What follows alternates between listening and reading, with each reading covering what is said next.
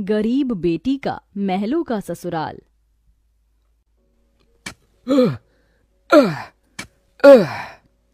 तपती धूप में वह गरीब किसान खेतों में फावड़ा चला रहा था। उसके माथे से तर तर पसीना बहे जा रहा था। तभी गंगा गमछा उठाकर पिता का पसीना पोंछती है। बाबा, आपके माथे से कितना पसीना बह रहा है, आप थक भी गए हैं, थोड़ी देर आराम कर लो, फावड़ा मुझे दो। गंगा को खेत में फावड़ा चलाते देख सेवक राम की आंख भर आती है। मेरी गरीब बेटी के जिन हाथों में मेहंदी लगनी थी, उन्हीं नाजुक हाथों से मेरी गंगा सख्त फावड़ा चला रही है। तू एक गरीब की बेटी को ही ऐसा भाग्य देकर क्यों भेजता है भगवान?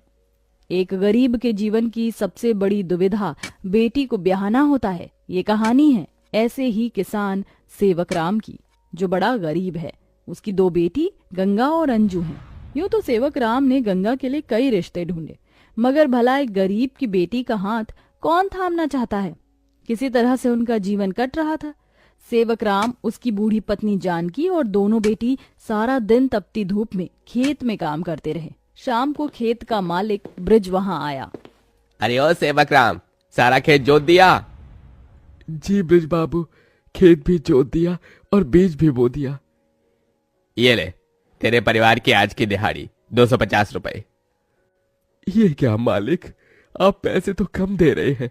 पहले मेरी अकेले की दिहाड़ी आप मुझे 200 रुपए देते थे, फिर घटाकर 100 रुपए कर दिया और फिर सीधे 70 रुपए कर दिया, और उसमें भी पूरे पैसे नहीं दे रहे हैं। मैं, मेरी दोनों बेटी और पत्नी को मिलाकर हम कुल 4 जन आज खेत में दिन भर जर मर कर खटे हैं।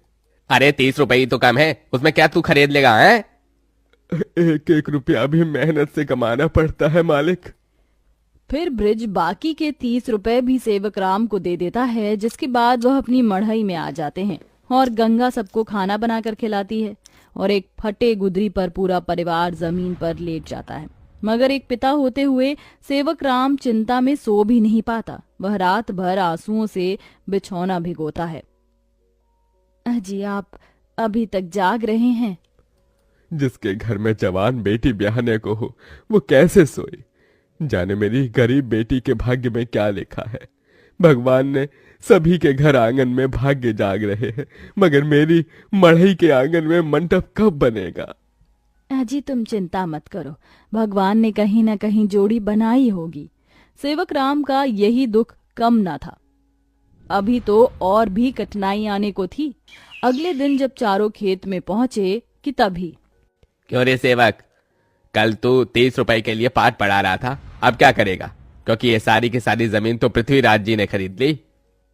तभी अंजू ने गंगा से कहा, दीदी, अब हम क्या खाएंगे? खेत बोकर ही तो थोड़े बहुत पैसे मिलते थे।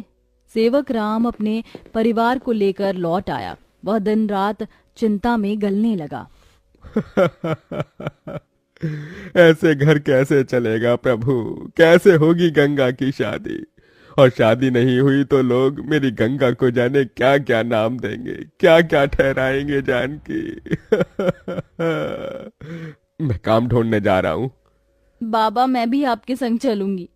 दोनों काम ढूंढते एक बड़े से मिल में आए, जहां शिव नाम का एक नौजवान गरीब मजदूर भी काम कर रहा था।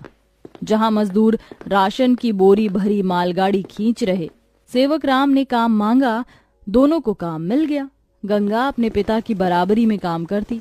तपती धूप से अक्सर उसके पांव और हाथ में मालगाड़ी खींचने से छाले से पड़ जाते, तो वहीं घर आकर वह अपनी माँ का हाथ बटाती। आप ही अपनी चक्की पीसती, कड़ी धूप में सड़कों से गोबर बीन कर लाती, उपले बनाती। एक दिन मालगाड़ी खींचते वक्त शिव उसकी मदद करता है। काका, क्या मैं आप दोनों के साथ खाना खा सकता हूँ? बड़ी भूख लगी है और मैं खाना भी नहीं लाया। हाँ बेटा, आओ ना। ये कहते हुए गरीब गंगा अपने प्याज और रोटी में से उसे भी देती है और हिचक से भरकर कहती है, माफ कीजिएगा, आपको खिलाने के लिए हमारे पास कोई पूरी पकवान तो नहीं है, जो है यही खा लीजिए। शिव वह रूखा सूखा भी हंसकर खाने लगा। अब अक्सर शिव उनकी मदद कर देता। उसकी अच्छाई गंगा के मन को भाने लगी और एक दिन शिव ने कहा, काका, अगर आप मुझे इस काबिल समझे तो मैं आपकी बेटी का हाथ थामना चाहता हूँ। बेटा, मेरी गरीब बेटी को तुम जैसा मेहनती जीवन साथी मिलेगा। मुझे तुम पसंद हो बेटा। गरीब सेवक राम की दिली इच्छा तो थी कि गंगा को बड़ा और अच्छा घर द्वार मिले, मगर उसके मन में शिव को लेकर भी एक संतोष था। मगर सेवक राम ने जो कभी सोचा भी नहीं था, अगले दिन वो हुआ। कई बड़ी गाड़ियां लाइन से उसके चौखट पर आईं और शगुन से भरी थालियों के साथ शिव अपने परिवार के संग उनके घर आया। उनके महंगे कपड़े लत्ते देख एकदम महलों में रहने वालों से थे। शिव के संग उसके माता पिता पृथ्वीराज, वसुंधरा और बहन योगिता थी। अंजू ने उन्हें देख तपाक से बोला, अरे बाप रे, ये तो राजा महाराजा से लगते हैं। अजी, आपने तो कहा था शिव गरीब घर का लड़का है। शिव बेटा, ये सब क्या है? यही मेरी सच्चाई है काका। माफ कीजिएगा, मैं मजदूर या गरीब नहीं था, बल्कि महलों का बेटा हूँ। मगर मुझे एक ऐसा जीवन साथी की खोज थी जो मेरा धन दौलत देखकर मुझे ना अपनाए। इसलिए मैं उसे ही ढूंढने के लिए ये जीवन जी रहा था। जिसने मुझे मेरी गरीबी के संग स्वीकारा वो गंगा थी। इसलिए मेरे महलों की दुल्हन गंगा होगी। गंगा बनोगी मेरे महलों की बहू और मेरे बेटे की दुल्हन। अपनी गरीब बेटी के लिए महलों से आया रिश्ता देखकर सेवक राम बड़ा रोया। भगवान, तूने मेरी फटी झोली में इतनी खुशियां डाल दी। मेरी बेटी महलों की दुल्हन बनेगी। हर बाप चाहता है कि वो अपनी बेटी का हाथ जिसके हाथ में दे वो उसे रानी बनाकर रखे। अब मेरी बेटी सचमुच में महलों की रानी बनेगी। समझे जी, मंगनी कर ले। मगर इतनी छोटी सी मड़ई में सब कैसे होगा? ये तो टूटी फूटी है, आप लोगों के खड़े होने लायक भी नहीं है। मगर इस मड़ई में आप जितने दिलदार लोग रहते हैं तो ये महलों से बढ़कर है। इसके बाद सेवक राम के छोटे से मढ़ई में उसकी गरीब बेटी की मंगनी होती है, जहां और थोड़े दिन के बाद बड़े ही धूमधाम के साथ गंगा की शादी होती है, जहां वह मंडप में मन ही मन कहती है, हे गौरी मैया, आपका धन्यवाद जो आपने मुझको मनचाहा वर दिया। इसके बाद गंगा विदा होकर अपने महलों के ससुराल में आ जाती है, जो दुल्हन के जैसा सजा हुआ होता है, जहां कई नौकर चाकर शाही अंदाज में उसके स्वागत में खड़े थे। तभी महंगे से लहंगे में ननद योगिता ने कहा, आइए भाभी, आपके महलों के ससुराल में आपका स्वागत है। जैसे ही योगिता गाड़ी से उतरती है, तभी नौकर चाकर थाली में फूल लिए खड़े उसके स्वागत में फूल बिछाए जाते हैं। जहां कल तक उसके पांव को कांटों की चुभन मिली थी, आज वह महल की दुल्हन बनकर फूलों में बदल चुके थे। जहां महल के द्वार पर सास वसुंधरा ने स्वागत किया, आओ हमारे महलों की दुल्हन, तुम्हारा स्वागत है। इस सोने की कलश को अपने दाहिने पांव से गिराकर अंदर आ जाओ। जी माँ। गंगा ने कलश गिराकर स्वागत किया। तभी ससुराल वालों ने उसे अनेकों तोहफे दिए। गंगा बहू, ये हार पिछले कई पुश्तों से हमारे महल में चला आ रहा है। अब तुम इसकी हकदार हो। भाभी, ये तोहफा मेरी तरफ से और ये तोहफा मेरी ओर से बहू।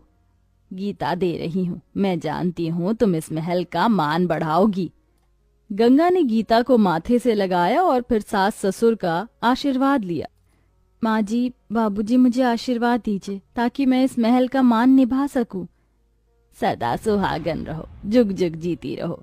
फिर गंगा विदाई में दिए अपनी गठरी को संग लिए शिव के साथ कमरे में आ गई, जहां आलीशान बड़ा कमरा, ऐशो मखमल का बिछौना और सब कुछ था, जिसे उस गरीब दुल्हन की आंखें देखती रह गईं। कैसा लग रहा है महलों के ससुराल में आकर? खुशी से गंगा की आंखें भर आईं। उसने कहा, यकीन नहीं होता, भगवान ने एक बार में ही इतनी खुशी दे दी। शिव, सब एक सपने जैसा लग रहा है। अब यही तुम्हारी दुनिया है। उस रोज जमीन पर सोने वाली गंगा मखमल के बिछौने पर सोई। अगले दिन वह नहा धोकर नीचे आई, जहां खाने की शाही मेज लगी थी और इर्द गिर्द नौकर खड़े थे। बहू बैठो, खाना खाओ। तभी नौकर ने गंगा को खाना परोसा। एक निवाला खाते ही गंगा को अपनी संघर्ष भरी जिंदगी और याद आ गई। उसकी आंखों से आंसू छलक गए। क्या हुआ गंगा बहू, खाना अच्छा नहीं बना? नहीं माँ जी, बहुत अच्छा बना है, बस ये सब खाने के तो एक गरीब की ख्वाहिश होती है। मैं बहुत खुश हूँ, बस चाहती हूँ कि हर लड़की को उसके सपनों का ससुराल मिले, जैसे मुझे मिला। थोड़े दिन में गंगा अपने महलों के ससुराल में सुखी से रहने लगी। किसी गरीब की बेटी को चुनकर हम भी ये पुण्य कमा सकते हैं।